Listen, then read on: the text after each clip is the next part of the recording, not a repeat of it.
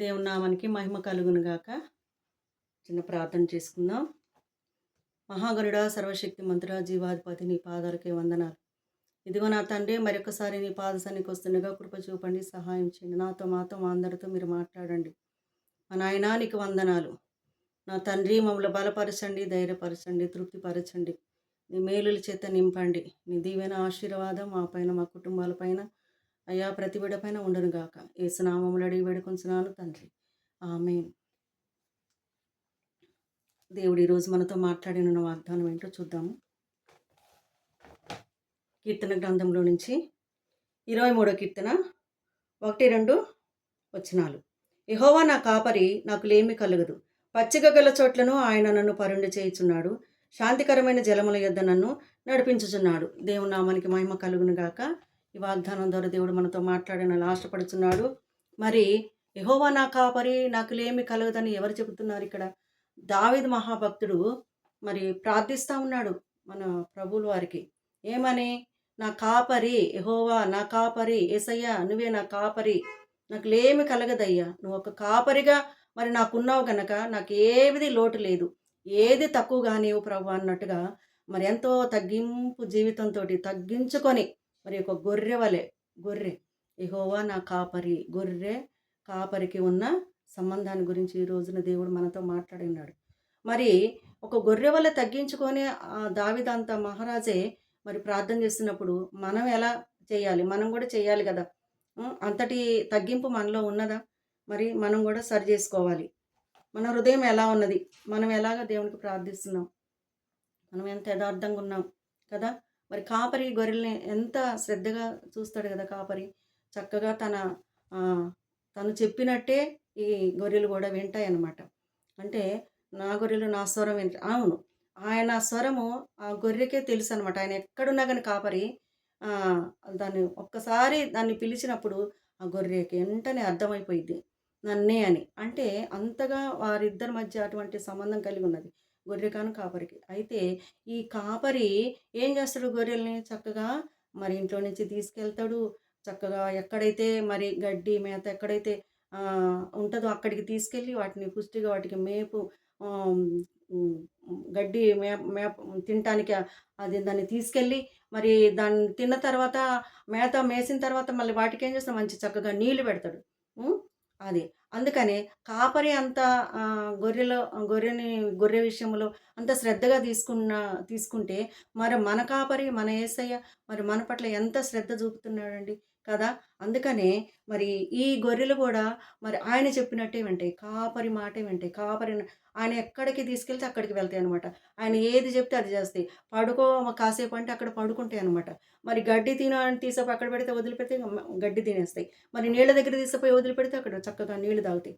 అంటే తను ఏది చెప్పినా కానీ తూచా తప్పకుండా తను చేస్తాను అనంటే ఒక మరి నోరు లేని జంతువే. మరి మనకి దేవుడు ఎన్ని పాఠాలు నేర్పుతున్నాడు. ఇప్పుడు ఈ గొర్రె వలె దావీదు భక్తుడు అలా తగ్గించుకొని యెహోవా నా కాపరి, నాకు ఏమీ కలగదు అంటే ఆయన మొత్తము కూడా దేవుని పైనే మరి ఆధారపడి ఉన్నట్టుగా మాట్లాడుతుంది అక్కడ వాక్యం. గొర్రెలు కూడా అంతేనండి.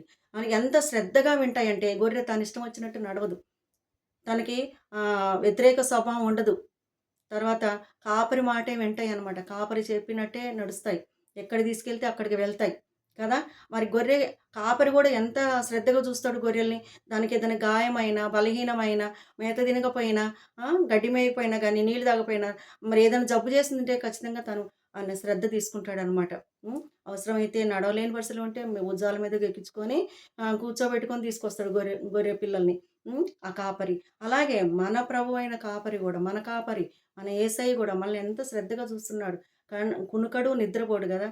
కంటికి రెప్పలా మనల్ని కాస్తూ ఉంటాడనమాట. ఆయన మనకు కాపరిగా ఉన్నాడు. మనం కూడా గొర్రెలాగా మనం కూడా తగ్గించుకొని మరి దేవునికి మనం ప్రార్థన చేసినప్పుడు మన కుటుంబం గురించి, పిల్లల గురించి, మన పరిస్థితులు ఎలా ఉన్నాయని దేవునికి విన్నవించుకోవాలి. యెహోవా నా కాపరి, నాకు ఏమీ కలగదు, నాకేమీ తక్కువ లేదయ్యా, నువ్వు నాకుంటే చాలు, నువ్వు ఉంటే నాకు అన్నీ ఉన్నట్టే అని చెప్పేసి అంత దృఢంగా, అంత ఖచ్చితంగా, అంత గట్టిగా నొక్కి మరి ప్రార్థన చేస్తున్నాడు దావీదు మహాభక్తుడు. అవును, మరి కాపరి కూడా అలాగనే ఉన్నాడు. గొర్రె కూడా అలాగనే తన మీద ఆధారపడి ఉన్నది. మనం ఎవరి మీద ఆధారపడుతున్నాం? ఎటువైపు చూస్తున్నాం? గొర్రె ఏమి దిక్కులు చూడదండి. చక్కగా నడుస్తది. ఆయన అడుగుజాడల్లోనే కాపరి చెప్పినట్టే వింటదనమాట. ఏది కనపడితే అది తిందామని పరుగెత్తదనమాట. తను ఎక్కడికి తీసుకెళ్తాడా అని ఒక విశ్వాసంతో తన మీదనే ఆధారపడి ఉంటది. అంటే గొర్రెని ఆయన కాచే కాపరి, ఆయన మేపే కాపరి, ఆయన జాగ్రత్తగా చూసుకునే కాపరిగా ఉన్నాడు. ఎందుకంటే శత్రువు చేతిలో నుంచి కూడా విడిపిస్తాడనమాట. సింహాల నుంచి, ఎలుగుబంటుల నుంచి, పులుల నుంచి కదా! మరి ఆ గొర్రె పిల్లలకి ఏమి అపాయం జరగకుండా కాపరి ఎంతగానో శ్రద్ధగా కాపాడుతా ఉంటాడనమాట. వాటికి మేత, వాటికి ఒక షెడ్డేసి మంచిగా వాటికి అనారోగ్యంగా ఉన్నప్పుడు ఏది బలహీనంగా ఉంది, ఏది మంచిగున్నది ఆరోగ్యంగా చెప్పి వాటన్నిటిని కూడా చూసుకుంటాడనమాట. ఆ! అటువంటి ఒక మనిషి యొక్క ఒక గొర్రెల్ని అంతగా శ్రద్ధగా చూస్తున్నప్పుడు, మన మంచి కాపరి, మన మన కాపరి, మన యేసయ్య మనల్ని ఎంత శ్రద్ధగా చూస్తుండు. ఈ క్షణం వరకు గూడా మనం ఈ విధంగా ఉన్నామంటే మరి ఆయన దయ, ఆయన కాపుదలేనండి. ఆయన ఒక కాపరిగా మనకున్నాడు గనక. మరి దావీదంత మహాభక్తుడు అలాగ ప్రార్థన చేసిండు. మనము గూడా ఇంకా తగ్గించుకొని ఆయన అడుగుజాడల్లో మనం ఉండాలి. ఆయన స్వరం మనం వినాలి. ఆయన స్వరం వినాలంటే ప్రార్థనలోకి రావాలి. ప్రార్థన చేసినప్పుడే ఆ ప్రార్థనలో ఆ దేవుని స్వరం మనం వినగలుగుతాం. కదా! అందుకనే కాపరికి ఎలాగా మరి గొర్రె మరి లోబడుతుందో, అలాగనే కాపరి గూడా గొర్రెని ఎలాగ ప్రేమిస్తుండో, గొర్రె కాపరికి ఎలాగ లోబడుతుందో, అలాగ మనం గూడా మన దేవుడైన యేసయ్యకు, మన ప్రభువుకి మనం లోబడి, మరి ఆయన మాట వింటూ, ఆయన వాక్యాన్ని చదువుతూ, మరి ప్రార్థన చేస్తూ, ఆయనకి యథార్థంగా, నమ్మకంగా జీవిస్తూ, మరి మనల్ని గూడా చక్కగా ఆరోగ్యంగా ఉంచుతున్నాడు. మనకి కావాల్సింది మనకిస్తున్నాడు గదా! గొర్రెకి ఎలాగన ఆయన ఏది తక్కువ కాకుండా కాపరి ఎలాగ చూస్తున్నాడు, మరి గడ్డి, నీళ్ళు అన్నీ పెడుతున్నాడు గదా! మంచి షెల్టర్ అంటే అది షెడ్డు ఒక గదిలాగా ఉంచేసి దాంట్లో పెడతాడనమాట గొర్రెలన్నిటిని గూడా. అలాగనే మన కాపరి, మన యేసయ్య గూడా మనకి ఎంత మంచి మంచి సదుపాయాలిచ్చి, మంచి మంచి అవకాశాలిచ్చి, మన ఆరోగ్యం కొరకు, మన కుటుంబం బాగుపడాలి, మన పిల్లలు మంచి భవిష్యత్తు ఉండాలని, ఆ! మనం చక్కగా ఆరోగ్యంగా ఉండాలని, దేవుని స్తుతించాలని, చక్కగా ఇప్పుడు చూడండి శాంతికరమైన జలముల యొద్దకు మంచి నీళ్ళు పెడతాడండి గొర్రెకి కాపరి. అయితే నీళ్ళనగా మనకి వాక్యము, పరిశుద్ధాత్మ అభిషేకము, ఆయన నడిపింపుకి మనం లోబడాలి. ఆయన మాటకు మనం విధేయత చూపాలి. అప్పుడే మన కుటుంబాలు, మన పిల్లలు ఆశీర్వాదకరంగా ఉంటాయన్నమాట. మరి అలాగ మనం ప్రార్థన చేసుకోవాలి. ప్రతిరోజు కూడా మరి ఆ కాపరి చేతికి మనం అప్పగించుకోవాలి. ఆ గొర్రె గూడా మరి ఏం ఏం చేస్తది? ఆయన ఎక్కడ తీసుకెళ్తే అక్కడికి అంటే ఆయన అంతగా నమ్మింది. మనం గూడా మరి యేసు ప్రభువులో అంత విశ్వాసం కలిగి మనం ఉండాలి. నువ్వు చంపినా గొర్రె కాపరి మరి ఒకళ్ళు గొర్రెని తీసుకుపోయి ఎక్కడ తీసుకపోతే అక్కడ ఎళ్తుంది గదా! మరి నన్ను చంపుతుడని భయం ఉంటదా? ఉండదండి. ఎందుకంటే ఆయన కాపాడేది కాపరి గనక. ఆయన కాచే కాపరి గనక. ఆయన మంచి చెడ్డలు చూసే కాపరి గనక ఆ గొర్రెని. అంత చక్కగా కాస్తుండు, మేపుతుండు, ఆ! మరి శ్రద్ధ చూపుతుండు గనక. మరి ఆయన ఎలా చంపుతాడు? మన కాపరి చంపే దేవుడు కాదండి. అందుకని మన ప్రభువుకి మనం లోబడుతూ, ఆయన మాట వింటూ, ఆయన అడుగుజాడలు నడుస్తూ, ఒక గొర్రె వలె మనం గూడా తగ్గించుకొని, మంచి మనసు కలిగుండాలి. మరి గొర్రె ఎలా ఉంటది? తగ్గించుకునే స్వభావం. అది తల వంచుకొనే ఉంటది. అది దిక్కులు చూడదు. ఎటు పడితే అటు పరిగెత్తదు. ఏది పడితే అది తిందాం అనందండి. కాపరి ఎక్కడికి తీసుకెళ్తే అది ఆ మేతే అది తింటదనమాట.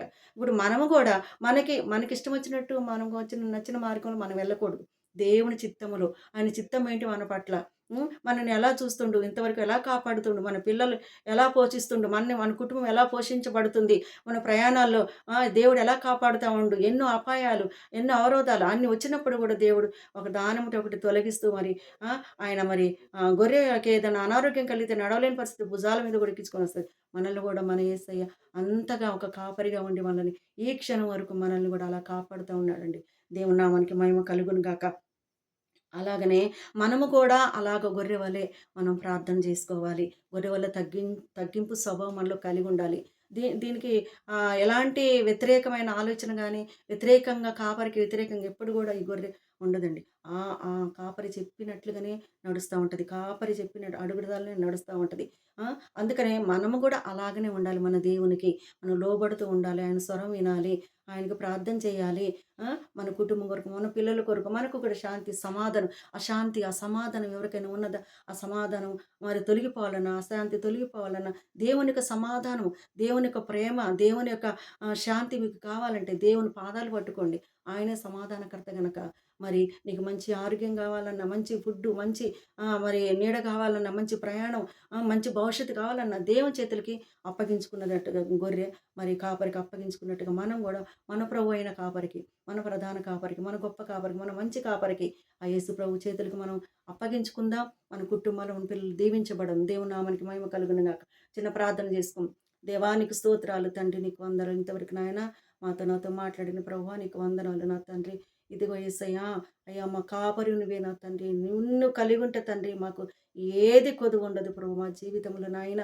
ఇదొక్కటి ప్రభు నాయన తండ్రి, నేను ప్రతి బిడ్డ తెలుసుకోవాలయ్యా. నీ పాదాలు పట్టుకుని నీ స్వరం వినాలి తండ్రి.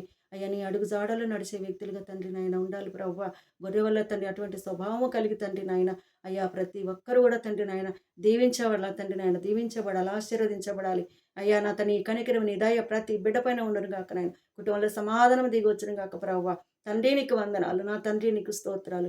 అయ్యా నా తండ్రి మమ్మల్ని నీ చేతులకు అప్పగించుకుంటున్నాను తండ్రి. ప్రతి ప్రార్థనకు ప్రతిఫలం ఇచ్చి మహిమ ఘనత ప్రభావాలు పొందుకోమని ఈ వాక్యం ద్వారా తండ్రి నాయన మమ్మల్ని ఆదరించి బలపరిచి ధైర్యపరిచి ముందుకు నడిపించిన ప్రభా నీకు స్థుతి కలుగును గాక తండ్రి. ఈ వాక్యం ద్వారా ఎంతమంది అయితే ప్రభు బిడలు విని తండ్రి నాయన అయ్యా తండ్రి నాయన బలపరచబడతారు ప్రభు నా తండ్రి వారందరినీ కూడా నీ చేతులకు అప్పగిస్తున్నా. అయ్యా నా తండ్రి వారిని ధైర్యపరచండి, మహిమ పొందుకోండి. ఈ నామానికి మహిమ ఘనత ప్రభావాలు పొందుకోమని నజరేయుడైన యేసుక్రీస్తు నామమున పేరిట ప్రార్థించి స్తుతించి అడిగి వేడుకొంచున్నాము తండ్రి. ఆమేన్, ఆమేన్, ఆమేన్.